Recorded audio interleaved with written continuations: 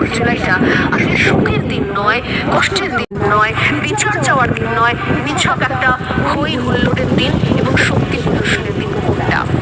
এই নিয়ে শুরু করবো আজকের আলোচনা। তার আগে এই নিয়ে কি বলছেন একবার শোনাবো।